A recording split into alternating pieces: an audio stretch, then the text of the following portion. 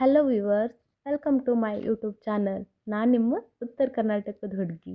ಇವತ್ತು ನಾನು ನಮ್ಮ ಉತ್ತರ ಕರ್ನಾಟಕದ ಸ್ಪೆಷಲ್ ಆಚರಣೆ ಬಗ್ಗೆ ನಿಮಗೆ ತಿಳಿಸ್ತೀನಿ. ಅದೇನಪ್ಪ ಅಂದ್ರೆ ಗುಳವನ ಪೂಜೆ. ನನಗೆ ಸಣ್ಣವಳಿದ್ದಾಗ ಭಾಳ ಕ್ಯೂರಿಯಾಸಿಟಿ ಇತ್ತು. ಅಂದ್ರೆ ಮಣ್ಣಿನಿಂದ ಈ ಗುಳ್ಳವನ್ನು ಮಾಡ್ತಿರ್ತಾರಲ್ಲ, ಇದನ್ನು ಹೆಂಗೆ ಮಾಡ್ತಾರ, ಯಾಕೆ ಮಾಡ್ತಾರ, ಮತ್ತು ಇದ್ರ ಹಿಂದಿನ ಉದ್ದೇಶ ಏನು, ಈ ಥರ ನನಗೆ ಹಲವಾರು ಪ್ರಶ್ನೆಗಳು ಬರ್ತಿದ್ವು. ಅದನ್ನು ನಾನು ನಮ್ಮ ಪಪ್ಪನ ಹತ್ರ ಕೇಳ್ತಿದ್ದೆ. ಅವಾಗ ಅವ್ರು ಹೇಳ್ತಿದ್ರು, ನಂಗೆ ಅಷ್ಟಾಗಿ ತಿಳಿತಿರ್ತಿರ್ಲಿಲ್ಲ. ಆದ್ರೆ ದೊಡ್ಡವಳು ಆದಂಗೆ ಈ ಎಲ್ಲ ಆಚರಣೆಗಳ ಬಗ್ಗೆ ನನಗೆ ನಾಲೆಜ್ ಬರೋಕ್ಕೆ ಅಂದ್ರೆ ಅರಿವು ಬರೋಕ್ಕೆ ಸ್ಟಾರ್ಟ್ ಆಯಿತು. ಆ ನಾಲೆಜನ್ನು ನಾನು ನಿಮ್ಮ ಹತ್ರ ಶೇರ್ ಮಾಡಬೇಕಂತ ಇಷ್ಟಪಡ್ತೀನಿ. ಅದೇನಪ್ಪ ಅಂದ್ರೆ ಗುಳವನ ಪೂಜೆ ಯಾಕೆ ಮಾಡ್ತಾರಪ್ಪ, ಇದ್ರ ಉದ್ದೇಶ ಏನು, ಇದ್ರದ್ದು ಎಷ್ಟು ಮಹತ್ವ ಐತಿ ಗೊತ್ತೇನ್ರಿ ನಿಮ್ಗೆ? ನಮಗೆಲ್ಲ ಗೊತ್ತೈತಿ, ಯಾಕಂದರೆ ನಾವೆಲ್ಲರೂ ಭಾಳ ಓದ್ಬಿಟ್ಟೀವಿ. ಅಂದ್ರೆ ರೈತ ದೇಶದ ಬೆನ್ನೆಲುಬು ಅಂತಂದು. ರೈತ ದೇಶದ ಬೆನ್ನೆಲುಬು ಅನ್ನೋಕ್ಕೆ ಕಾರಣ ಏನು? ರೈತ ನಮ್ಗೆ ಅನ್ನ ಹಾಕ್ತಾನೆ. ಅಂದ್ರೆ ಎಲ್ಲ ಉತ್ಪನ್ನಗಳನ್ನು ಅವ ಭೂಮಿಯೊಳಗೆ ಬೆಳಿತಾನೆ. ಆದ್ರೆ ದೇಶದ ಬೆನ್ನೆಲುಬು ರೈತನೇ ಆಗಿರ್ಬೇಕಾದ್ರೆ ರೈತಗೂ ಒಂದು ಬೆನ್ನೆಲುಬು ಅಂತ ಇರಬೇಕಲ್ವ? ಆ ಬೆನ್ನೆಲುಬು ಏನಂದ್ರೆ ಮಣ್ಣು, ಭೂತಾಯಿ ಇಲ್ಲ ಅಂದ್ರೆ ರೈತ ಆದರೂ ಹೆಂಗೆ ಬೆಳೆಯೋಕ್ಕೆ ಸಾಧ್ಯ? ಹೌದಿಲ್ರಿ? ಅದಕ್ಕೆ ನಾವೆಲ್ಲರೂ ಹೆಂಗೆ ರೈತನ ಗೌರವಿಸ್ತೀವಿ, ರೈತನೂ ಹಂಗೆ ಮಣ್ಣನ್ನು ಗೌರವಿಸ್ತಾನೆ.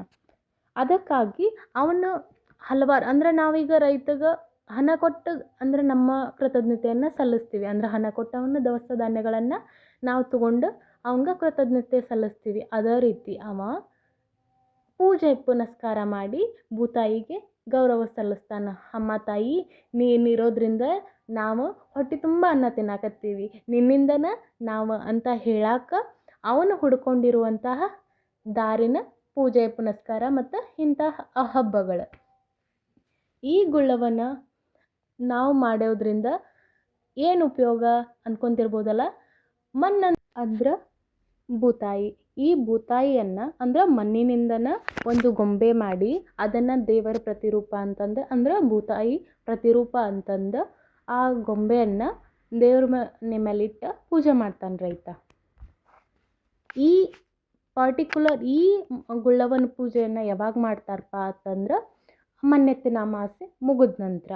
ಅಂದ್ರೆ ನಮ್ಮ ಕರ್ನಾಟಕದೊಳಗೆ ಅಥವಾ ಇಂಡಿಯಾದೊಳಗಂತ ಇಟ್ಕೊಳ್ಳೋಣ, 12 ಅಮಾವಾಸ್ಯೆಗಳನ್ನು ಆಚರಣೆ ಮಾಡ್ತಾರೆ. ಅದ್ರಾಗೂ ಸ್ಪೆಷಲಿ ಉತ್ತರ ಕರ್ನಾಟಕದ ಸೈಡಂತೂ ಈ ಅಮಾವಾಸ್ಯೆಗಳನ್ನು ತಪ್ಪದೆ ಆಚರಿಸ್ತಾರೆ. ಅದರೊಳಗೆ ಈ ಆಷಾಢ ಮಾಸದೊಳಗೆ ಮಣ್ಣೆತ್ತಿನ ಅಮಾವಾಸ್ಯೆ ಬರುತ್ತೆ. ಆ ಮಣ್ಣೆತ್ತಿನ ಅಮಾವಾಸ್ಯೆ ಒಳಗೆ 4 ದಿನ, 4 ಮಂಗಳವಾರ ಕಂಟಿನ್ಯೂ, ಅಂದ್ರೆ ಪ್ರತಿ ವಾರಕ್ಕೆ ಒಂದು ಮಂಗಳವಾರ ಬರುತ್ತೆ, 4 ಮಂಗಳವಾರ ಹಂಗೆ ಮಣ್ಣನ್ನು ತಂದು ಅದರಲ್ಲಿ ಗುಳ್ಳವನ್ನು ಅಂದ್ರೆ ಭೂತಾಯಿಯನ್ನು ಮಾಡಿ ಆ ಭೂತಾಯಿಗೆ ಅಂದ್ರೆ ಅರಿಶಿನ ಕುಂಕುಮ ಅಂದ್ರೆ ನೈವೇದ್ಯ ಎಲ್ಲವನ್ನು ಹಿಡಿದು ಪೂಜೆ ಮಾಡ್ತಾನೆ. ಅದೇ ರೀತಿ ಭೂತಾಯಿಯನ್ನು ಅಂದ್ರೆ ಮಣ್ಣನ್ನು ಮಾತ್ರವಲ್ಲದ ರೈತನಿಗೆ ಸಹಾಯಕವಾಗುವ ವಸ್ತು ಯಾವುದು ಅಂದ್ರೆ ಜೀವವಿರು ಪ್ರಾಣಿ ಯಾವುದಂದ್ರೆ ಎತ್ತನ್ನು ಸಹ ಮಣ್ಣಿನಿಂದನೇ ಮಾಡಿ. ಅಂದ್ರೆ ರೈತಗೆ ಅಂದ್ರೆ ನಮ್ಮ ಪೂರ್ವಜರು ಹೆಂಗೆ ಮಾಡಿಬಿಟ್ಟಾರಪ್ಪ ಅಂದ್ರೆ ಪ್ರಕೃತಿಯೊಳಗಿರೋ ಗಿಡ ಮರ ಎಲ್ಲವೂ ದೇವರ ಪ್ರತಿರೂಪ, ದೇವರ ಸ್ವರೂಪ ಅಂತಂದು ಆಚರಣೆ ಮಾಡಕತ್ಬಿಟ್ಟಾರ. ಅದೇ ರೀತಿ ರೈತಗೆ ಇಷ್ಟು ಕಷ್ಟಪಟ್ಟು ಕೆಲಸ ಮಾಡಿ ಅದ್ರ ಬೆವರು ಹರಿಸಿ ರೈತಗೆ ಅನ್ನ ಹಾಕ್ತಿರುವಂತಹ ಎತ್ತನ್ನು ಹೆಂಗೆ ಪೂಜೆ ಮಾಡ್ದೆ ಇರ್ತಾರೆ ಹೇಳ್ರಿ ನೋಡೋಣ. ಅದಕ್ಕಾಗಿ ನಮ್ಮ ಉತ್ತರ ಕರ್ನಾಟಕದ ಸೈಡ್ ರೈತನ ಮೇನ್ ಬಲಗೈನ ನಮ್ಮ ಎತ್ತು. ಅದಕ್ಕಾಗಿ ಎತ್ತಿನ ಪೂಜೆಯನ್ನು ಎತ್ತನ್ನು ಸಹ ಮಣ್ಣಿನಲ್ಲಿ ಮಾಡಿ ಅದನ್ನು ಸಹ ಪೂಜೆ ಮಾಡಲಾಗ್ತದೆ. ಯಾಕಂದ್ರೆ ನಾವು ಈಗಿನ ಜನ್ರೇಷನ್ದವ್ರು ಅಂದ್ರೆ 2020 ಈ ಕಡೆ ಅಂತೂ ಎತ್ತುಗಳ ಸಂಖ್ಯೆ ಭಾಳಷ್ಟು ಕಮ್ಮಿ ಆಗದೆ. ಯಾಕಂದ್ರೆ ಎಲ್ಲ AI ಬಂದದ, ಎಲ್ಲ ಮಷಿನರೀಸ್ಗಳು ಬಂದವ. ಹೀಗಾಗಿ ಯಾವುದೂ ಪ್ರಾಣಿ ಆಗಲಿ ಪಕ್ಷಿ ಆಗಲಿ ಮೇಲೆ ನಮ್ಮ ಹಂಬಲ ಕಮ್ಮಿ ಆಗಿಬಿಟ್ಟೈತಿ. ಆದರೂ ನಮ್ಮ ಉತ್ತರ ಕರ್ನಾಟಕದ ಭಾಗದೊಳಗೆ ಆಲ್ಮೋಸ್ಟ್ ಇನ್ನೂ ಎಷ್ಟೋ ಜನ ರೈತರು ಎತ್ತಿನ ಮೇಲನ ಅವಲಂಬನೆ ಆಗ್ಯಾರ. ಅಂದ್ರೆ ಎತ್ತನ್ನು ತಮ್ಮ ಮೂಲ ವಾಹನ ಅಂದ್ರೆ ಮೂಲ ಬಲಗೈ ಥರ ಹೊಲದೊಳಗೆ ಕೆಲಸ ಮಾಡ್ಸಕತ್ತಾರ. ಇದಕ್ಕೆ ನನಗೆ ಭಾಳ ಖುಷಿ ಐತಿ. ಯಾಕಂದ್ರೆ ಎತ್ತನ್ನು ಸಹ ದೇವರಂತನ ಪೂಜೆ ಮಾಡ್ತಾರೆ. ಇಷ್ಟೆಲ್ಲ ನಾನು ಗುಳ್ಳವನ ಕತೆ ಹೇಳಿದ್ನಿ ನಿಮಗೆ. ಆದ್ರೆ ಮೇನ್ ಪಾಯಿಂಟ್ನ ಬಿಟ್ಬಿಟ್ಟೀನಿ. ಗುಳ್ಳವನ ತಲೆ ಮ್ಯಾಲೆ ನಾನು ಒಂದು ಬುಟ್ಟಿ ಮಾಡೀನಿ. ಆ ಬುಟ್ಟಿ ತುಂಬ ಸಣ್ಣ ಸಣ್ಣ ಮಣ್ಣಿನ ಉಂಡೆಗಳನ್ನು ಮಾಡಿ ಹಾಕೇನಿ. ಅದು ಏನು ಗುರ್ತಸ್ತೈತಿ, ಅದು ಏನು ಶೋ ಮಾಡ್ತೈತಪ್ಪ ನಮ್ಗೆ ಅಂತಂದ್ರೆ ಅದು ದವಸ ಧಾನ್ಯಗಳನ್ನು ನಮಗೆ ಪ್ರತಿನಿಧಿಸ್ತೈತಿ. ಅಂದ್ರೆ ಈಗ ಹೆಂಗೆ ಭೂತಾಯಿ ಮ್ಯಾಲೆ ಅಂದ್ರೆ ಭೂಮಿ ಮ್ಯಾಲೆ ನಾವು ಸಿಕ್ಕಾಪಟ್ಟಿ ಬೆಳೆಯನ್ನು ಬೆಳಿತೀವಿ. ಅಂದ್ರೆ ಸಿಕ್ಕಾಪಟ್ಟಿ ದವಸ ಧಾನ್ಯಗಳು ನಮಗೆ ಬೆಳೆದು ರೈತ ಕೊಡ್ತಾನೆ. ಅದಕ್ಕೆ ರೈತ ಏನು ಹೇಳ್ತಾನಪ್ಪ ಅಂದ್ರೆ ಈ ಬುಟ್ಟಿ ತುಂಬ ನೀ ಹೆಂಗೆ ದವಸ ಧಾನ್ಯಗಳನ್ನು ತುಂಬ್ಕೊಂಡು ಅದೇ ರೀತಿ ಹೊಲದೊಳಗೂ ನನ್ನ ಹೊಲ ತುಂಬ ಏನು ದವಸ ಧಾನ್ಯಗಳನ್ನು ತುಂಬಿಕೊಡು ಅಂತ ಹೇಳ್ತಾನೆ. ನೋಡ್ರಿ ಎಂಥ ಮೀನಿಂಗ್ಫುಲ್, ಎಂಥ ಥಾಟ್ಫುಲ್ ಇದನ್ನು ಯೋಚನೆನ ರೈತ ಇಟ್ಕೊಂಡಿದ್ದಾನೆ ಅಂತಂದು. ವಾವ್! ಇಂಥ ಆಚರಣೆಗಳನ್ನು ನೋಡೋಕೆ ಕೇಳೋಕೆ ಮಾತ್ರ ನಮ್ಮ ಉತ್ತರ ಕರ್ನಾಟಕ ಸೈಡ್ ನೀವು ಬರಾಕಬೇಕು. ಮತ್ತು ಇದರೊಳಗೆ ಉತ್ತರ ಕರ್ನಾಟಕ ನಂಬರ್ 1 ಐತಿ.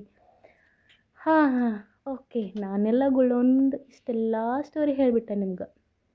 ನಾ ಗುಳ್ಳವನ್ನ ಹೆಂಗೆ ಮಾಡೀನಿ ನೋಡ್ರಿಪ್ಪ. ನಂಗೆ ನಗು ಬರತ್ತದ. ಅಂದರೆ ನಗು ಅಂತಲ್ಲ, ನಾ ಫಸ್ಟ್ ಟೈಮ್ ಟ್ರೈ ಮಾಡೀನಿ. ಯಾಕಂದ್ರೆ ನಾನು ಸಣ್ಣವಳಿದ್ದಾಗ ನಮ್ಮ ಪಪ್ಪ ನಂಗೆ ಮಾಡಿಕೊಡ್ತಿದ್ರು. ಅವ್ರು ಭಾಳ ನೀಟ್ ಮಾಡ್ತಿದ್ರು. ನಾನು ಅಂದರೆ ನಾನು ಇಲ್ಲಿ ನನ್ನ ಅತ್ತೆ ಮನೆಯೊಳಗೆ ಸ್ವಲ್ಪ ದೇವ್ರ ಪೂಜೆ ಮಾಡಬೇಕಿತ್ತು. ಅವ್ರಿಗೆ ಯಾರಿಗೂ ಬರಲ್ಲ ಅಂತಂದ್ರೆ ಅದಕ್ಕೆ ನಾನು ಟ್ರೈ ಮಾಡಬೇಕಂತ ಈ ಥರ ಗುಳ್ಳವನ್ನ ಮಾಡೇನಿ. ನೆಕ್ಸ್ಟ್ ಈ ಗುಳ್ಳವನ್ನು ದೇವ್ರ ಮನೆಯಲ್ಲಿಟ್ಟು ಅರಿಶಿನ ಕುಂಕುಮ ಹಚ್ಚಿ ಊದಿನ ಕಡ್ಡಿ ಎಲ್ಲ ಅಂದ್ರೆ ನಾರ್ಮಲ್ ಎಲ್ಲ ದೇವ್ರ ಪೂಜೆ ಹೆಂಗೆ ಮಾಡ್ತೀವಿ ಹಂಗೆ ಮಾಡಿ ಇದಕ್ಕೆ ಸ್ವಲ್ಪ ನೈವೇದ್ಯ ಅಂದರೆ ನಾನು ಸಜ್ಜಿಗೆ ಮಾಡೀನಿ. ಸಜ್ಜಿಗೆ ಮಾಡಿ ನೈವೇದ್ಯನ ಹಿಡಿದು ನನ್ನ ಗುಳ್ಳವನ ಪೂಜೆಯನ್ನು ಮುಗಿಸ್ತೀನಿ. ಹೆಂಗಿತ್ತು ರೀ ವಿಡಿಯೋ ಇಷ್ಟ ಆದ್ರೆ please like, share and subscribe. Thank you so much.